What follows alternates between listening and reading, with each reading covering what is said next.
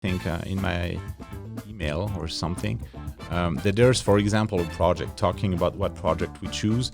I do mentoring with the SBA, SCORE, free mentoring, but I also do it online on Facebook with young entrepreneurs in India and in Africa, mostly, French-speaking countries in Africa, because I discovered they have the new generation is so different from my generation. My generation is in Africa was people expecting the government to fix things and get money from Western countries and all that stuff. The young generation, they don't care about that at all. They just want to start building Africa for real. And so I got three in the beginning, but there's two remaining young entrepreneurs, one with experience, one who's a teacher. And they kept telling me, Mike, we want to work on raising chicken. I said, oh gosh, I don't want to hear about I work in technologies and stuff like this, and you want me to become a farmer or what? Not that I disregard that, but I thought there's no money to be made in farming. That was my point. Not enough, and a lot of work, a lot of liability and all that stuff. So, but they kept pushing and pushing and pushing. And one day they just sent me the numbers, and the numbers are awesome. So, okay. Just listen to this. You buy an egg, that was fecundated by a rooster for 160 francs. It's just a few cents, 160 francs. You hatch it, and 3 weeks later, you can sell the baby chicken for 700.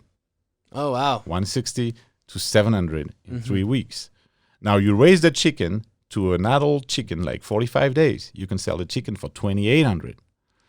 So only in countries with high GDP growth like Africa and like China was, 30 years ago, that's the kind of numbers you can expect. So when they told me that, I said, all right, that's interesting. That's definitely interesting. Now, how do we make that happen? And we've been working, back and forth with these guys for the past few months because I also want to test their stamina, business stamina, I would say, endurance, like how will they take the heat when things are frustrating? I always do that. And one of them dropped out, which is sad because it's going to remain poor. And I told him it's not about, not doing business. I don't care. But it's you wanted to go out of poverty. That's how you do it. It's not by going and hang out with your friends. It's not going to help you.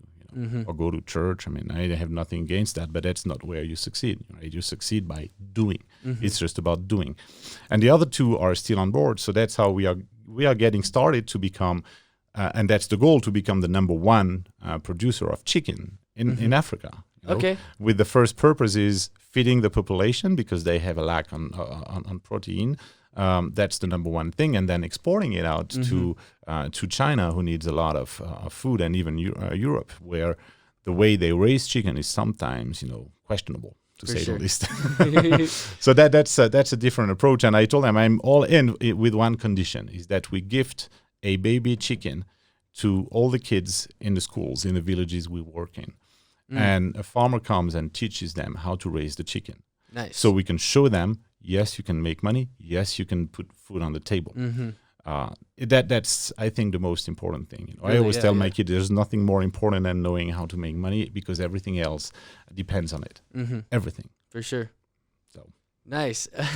This is a show where we have real conversations with entrepreneurs and business owners who are mostly in Colorado Springs doing things in the community of Colorado Springs.